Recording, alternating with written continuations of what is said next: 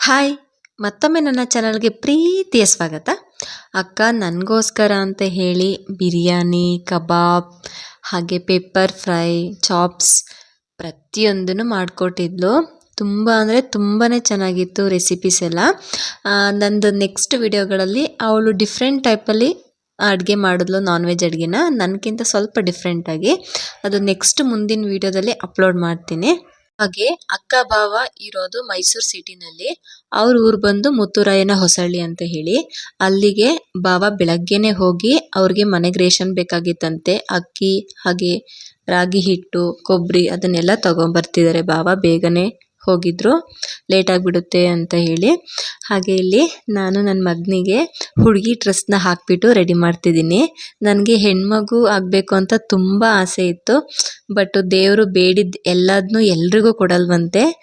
ಇರೋದ್ರಲ್ಲೇ ಖುಷಿ ಪಡ್ತಿದ್ದೀನಿ ಅಷ್ಟೇ. ಅವನಿಗೆ ಹುಡುಗಿ ಡ್ರೆಸ್ ಹಾಕಿಬಿಟ್ಟು ಎಷ್ಟು ಮುದ್ದಾಗಿ ಕಾಣ್ತಿದ್ದಾನೆ ಅಂದರೆ ನನ್ನ ಮಗ. ಹುಡುಗಿ ಆಗಿದ್ರೆ ಅಂತೂ ನಿಜವಾಗ್ಲೂ ತುಂಬ ಚೆನ್ನಾಗಿರ್ತಿದ್ದ ಅನ್ನಿಸ್ತು. ನನ್ನ ಮಗಳು ಡ್ರೆಸ್ ಇದೆಲ್ಲ ರೆಡಿ ಮಾಡಿದೆ. ತುಂಬ ಅಂದರೆ ತುಂಬ ಚೆನ್ನಾಗಿ ಕಾಣಿಸ್ತಿದ್ದ. ನನ್ನದೇ ದೃಷ್ಟಿ ಆಗ್ತಿತ್ತು ಅವನಿಗೆ, ಅಷ್ಟು ಚೆನ್ನಾಗಿ ಕಾಣಿಸ್ತಿದ್ದ. ಇಡೀ ದಿನ ಅವನನ್ನು ನಾನು ಹುಡುಗಿ ಡ್ರೆಸ್ನಲ್ಲೇ ಇರಿಸಿದ್ದೆ, ಡ್ರೆಸ್ನ ಚೇಂಜ್ ಮಾಡಲಿಲ್ಲ. ನೋಡಿ ನೀವು ಎಷ್ಟು ಮುದ್ದಾಗಿ ಕಾಣ್ತಿದ್ದಾನೆ ನನ್ನ ಮಗ ಅಂತ. ಪುಣ್ಯಕ್ಕೆ ಹೇಗೋ ನಮ್ಮ ಅಕ್ಕನ ಮಗಳು ಇವತ್ತು ಹಠನೇ ಮಾಡಲಿಲ್ಲ, ಯಾಕೋ ಗೊತ್ತಿಲ್ಲ. ಇಲ್ಲ ಅಂದಿದ್ರೆ ನಂದು ಬಟ್ಟೆ ಬಿಚ್ಚು ಅಂತೆಲ್ಲ ಹಠ ಮಾಡೋಳು. ಮೋಸ್ಟ್ಲಿ ಅವಳಿಗೂ ತಮ್ಮನ್ನ ಹುಡುಗಿ ಡ್ರೆಸ್ಸಲ್ಲಿ ನೋಡಬೇಕು ಅಂತೇಳಿ ಆಸೆ ಆಗಿತ್ತೋ ಏನೋ, ಹಾಗಾಗಿ ಸ್ವಲ್ಪನೂ ಹಠ ಮಾಡಲಿಲ್ಲ. ಬಟ್ ತಮ್ಮ ರೆಡಿ ಆಗೋದನ್ನ ನೋಡಿ ಅವಳು ಕೂಡ ಬಟ್ಟೆ ಮೇಲೇ ಬಟ್ಟೆ ಹಾಕ್ಕೊಂಡು ರೆಡಿ ಆಗ್ತಿದ್ಲು. ನಮ್ಮ ಅಕ್ಕ ಇಲ್ಲಿ ಸೆಟ್ನೆಲ್ಲ ಹಾಕು ಅಂತ ಹೇಳ್ತಿದ್ದಾಳೆ. ಸೆಟ್ಟೆಲ್ಲ ಬೇಡ, ಚೆನ್ನಾಗಿ ಕಾಣಲ್ಲ, ಇವನು ಇಷ್ಟೇ ಸಿಂಪಲಾಗಿ ಚೆನ್ನಾಗಿ ಕಾಣ್ತಿದ್ದಾನೆ ಲಕ್ಷಣವಾಗಿ ಅಂತ ಹೇಳಿದೆ. ತುಂಬ ಕ್ಯೂಟಾಗಿ ಕಾಣ್ತಿದ್ದೆ ನನ್ನ ಮುದ್ದು ಮರಿ ವೇದಿಕಾ.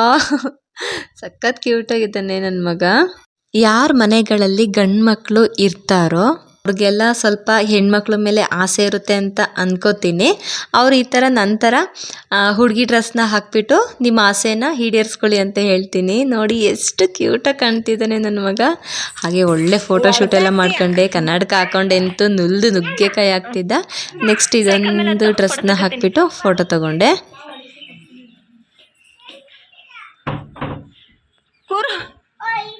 ಹತ್ತು ಸೈಕಲ್ ಮೇಲೆ ಹತ್ತು ಮುಂದೆ ಕೂರ್ಸ್ಕೊಬಿಡಸು. ಹಾಗೆ ಕೊನೆಯದಾಗಿ ಇದೊಂದು ಡ್ರೆಸ್ ಹಾಕ್ತೆ. ಈ ಥರ ಡ್ರೆಸ್ಗಳು ನನಗೆ ಸ್ವಲ್ಪ ಇಷ್ಟ, ಹಾಗಾಗಿ ಇದೊಂದು ಡ್ರೆಸ್ ಹಾಕ್ತೆ. ತುಂಬ ಚೆನ್ನಾಗಿ ಕಾಣಿಸ್ತಿದ್ದ. ಹಾಗೆ ನಮ್ಮ ಅಕ್ಕನ ಮನೆ ಪಕ್ಕದ ಮನೆಯವರು ಇಷ್ಟು ವರ್ಷ ಆದರೂ ಈ ಟಿ ವಿನ ಎಷ್ಟು ಜೋಪಾನವಾಗಿ ಇಟ್ಕೊಂಡಿದ್ದಾರೆ ನೋಡಿ, ತುಂಬ ಖುಷಿ ಆಯಿತು.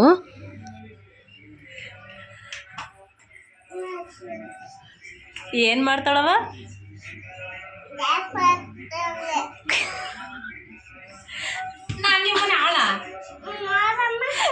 ಯಾಕೆ ಮುಗಿ ಕುಡಿತೀಯ? ಯಾಕೆ ಮುತ್ತು ಕೊಡ್ತೀಯ? ಕೊಡ್ಬಿಡಿ ಏನು. ಹಾಗೆ ಸಂಜೆ ಪಾರ್ಕಿಗೆ ಹೋಗಿ ಬರೋಣ ಅಂತ ಹೇಳಿ ಅಕ್ಕ, ಭಾವ, ನಾನು, ನನ್ನ ಮಗಳು, ನನ್ನ ಮಗ ಎಲ್ಲರೂ ಹೊರಟ್ವಿ. ಭಾವ ಹೊರಗಡೆ ವೆಯ್ಟ್ ಮಾಡ್ತಿದ್ರು. ನಾವು ಡೋರೆಲ್ಲ ಕ್ಲೋಸ್ ಮಾಡ್ಕೊಂಬರೋದು ಸ್ವಲ್ಪ ಲೇಟ್ ಆಯಿತು. ನೋಡಿ ನಾನು ಆಗಲೇ ಹೇಳಿಲ್ವಾ, ಹೋಲ್ ಡೇ ನನ್ನ ಮಗನ ಹುಡುಗಿ ಡ್ರೆಸ್ಸಲ್ಲೇ ನಾನು ಇರಿಸಿದ್ದೆ. ಅವ್ನ ಡ್ರೆಸ್ ಎಲ್ಲ ಚೇಂಜ್ ಮಾಡಲಿಲ್ಲ.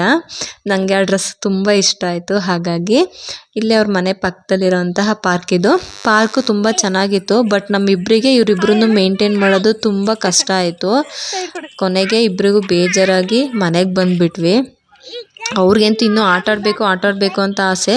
ಬಟ್ ಇವನು ಇಟ್ಕೊಂಡ್ರೆ ಅವ್ಳು ಹಿಡಿಯೋಕ್ಕಾಗ್ತಿರ್ಲಿಲ್ಲ. ಮಕ್ಕಳನ್ನ ನಾವು ಈ ಥರ ಹೆಚ್ಚು ಹೊರಗಡೆ ಆಟ ಆಡಿಸೋದ್ರಿಂದ ಅವ್ರ ಮೈಂಡ್ ಫ್ರೆಶ್ ಆಗುತ್ತೆ, ಮತ್ತು ಬೇರೆಯವ್ರ ಜೊತೆ ಬೆರೆಯೋದು ಕೂಡ ಚೆನ್ನಾಗಿ ಕಲಿತಾರೆ.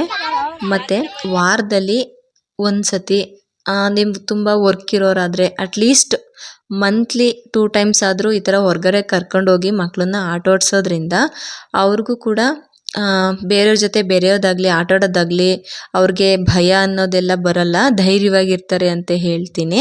ಆ್ಯಕ್ಚುಲಿ ನನಗೆ ಪರ್ಸ್ನಲ್ ಒಂದು ಎಕ್ಸ್ಪೀರಿಯೆನ್ಸ್ ಆಗಿತ್ತು. ಏನಂದರೆ ಪಾಪನ ಹಾಸ್ಪಿಟಲ್ ಕರ್ಕೊಂಡು ಹೋಗಿದ್ದಾಗ ನನ್ನ ಮಗ ಇನ್ನೂ ಅವ್ನಿಗೆ 2 ವರ್ಷ, ಇವನ್ಕಿಂತ ಒಂದು ಸ್ವಲ್ಪ ದೊಡ್ಡವನಿದ್ದ, ಅವ್ನಿಗೊಂದು 3 ಇಲ್ಲ 2.5 ವರ್ಷ ಅಂತ ಅನಿಸುತ್ತೆ. ನನ್ನ ಮಗ ಜಾರು ಬಂಡೆಗೆ ಹತ್ತಿ ಆಟ ಆಡ್ತಿದ್ದಾನೆ ಹಾಸ್ಪಿಟಲಲ್ಲಿ, ಪ್ಲಾಸ್ಟಿಕ್ ಇರುತ್ತಲ್ಲ ಆಡ್ತಾ ಇದ್ರಲ್ಲಿ. ಆದರೆ ಅವನು ಹತ್ತಕ್ಕೂ ಆಗ್ತಿಲ್ಲ, ಅವನಿಗೆ ಸ್ವಲ್ಪ ಭಯ ಅವನಿಗೆ. ಆವಾಗ ಅನ್ನಿಸ್ತು ಮಕ್ಕಳನ್ನ ನಾವು ಹೊರಗಡೆ ಎಷ್ಟು ಆಟ ಆಡಿಸ್ತೀವಿ ಅಷ್ಟು ಒಳ್ಳೆಯದು, ಅವ್ರ ಮೈಂಡ್ ಶಾರ್ಪ್ ಆಗುತ್ತೆ, ಹಾಗೆ ಜನಗಳ ಜೊತೆ ಬೆರೀತಾರೆ ಅಂತ ಅನ್ನಿಸ್ತು.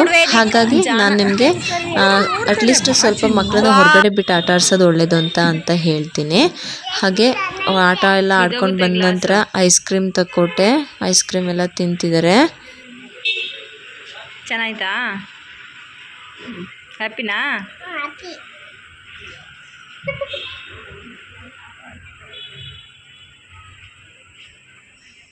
ಹಾಕ್ನಿಲ್ಲ ಅಂದ್ರೆ ಅವ್ರು ಕರಿತೀನಿ. ಹಾಕು, ಯಾಕಿತ್ತೆ ನೀನು? ಹಾಕು ಹಾಕು.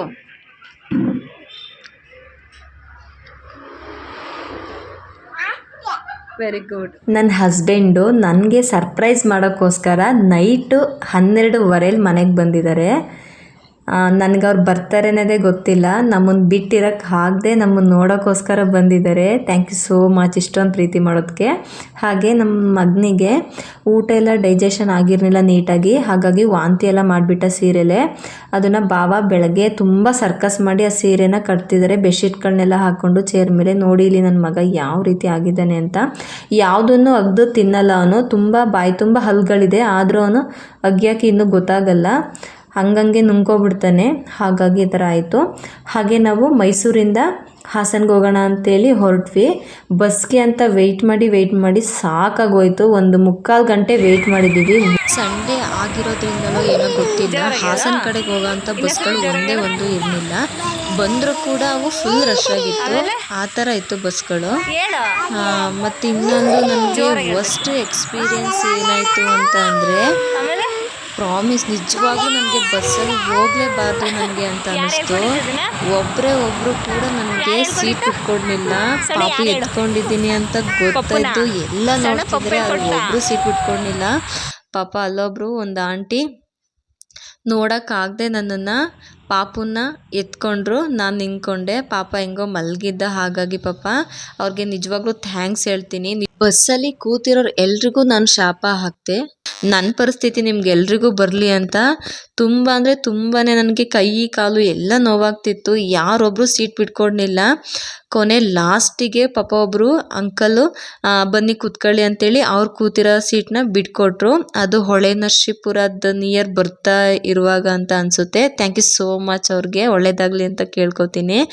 ಪ್ಲೀಸ್ ಯಾರಿಗೆ ಆಗಲಿ ಮಗು ಇದೆ ಅಂತ ಅಂದರೆ ಅಟ್ಲೀಸ್ಟ್ ಮಕ್ಕಳನ್ನಾರು ಎತ್ಕೊಳ್ಳಿ, ನಿಜವಾಗ್ಲೂ ಹೆಲ್ಪ್ ಆಗುತ್ತೆ ಅವ್ರಿಗೆ.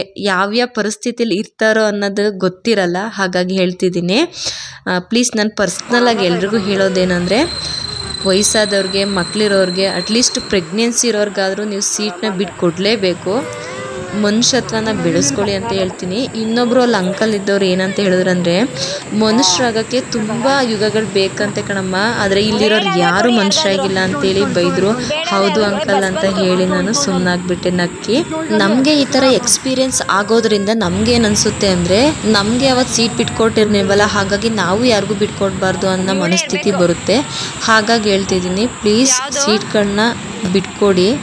ನನಗಂತೂ ಮೈಸೂರಿಗೆ ಬಂದಿದ್ದು ತುಂಬ ಖುಷಿ ಆಯಿತು.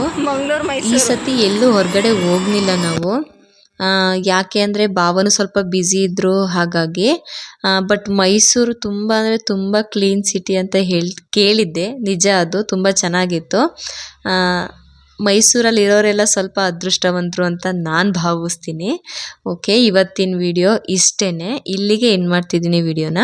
ನನ್ನ ವೀಡಿಯೋಸ್ಗಳು ಇಷ್ಟ ಆಗ್ತಿದ್ರೆ ಪ್ಲೀಸ್ ಚಾನಲ್ನ ಸಬ್ಸ್ಕ್ರೈಬ್ ಮಾಡ್ಕೊಂಡು ನೋಡಿ, ನಿಮ್ಮ ಫ್ರೆಂಡ್ಸ್ ಆ್ಯಂಡ್ ಫ್ಯಾಮಿಲಿಗೆಲ್ಲ ಶೇರ್ ಮಾಡಿ. ನಿಮ್ಮ ಸಪೋರ್ಟ್ ನನಗೆ ಬೇಕು ಪ್ಲೀಸ್, ಓಕೆನಾ? Thank you for watching this video. Next ವಿಡಿಯೋದಲ್ಲಿ ಸಿಗೋಣ.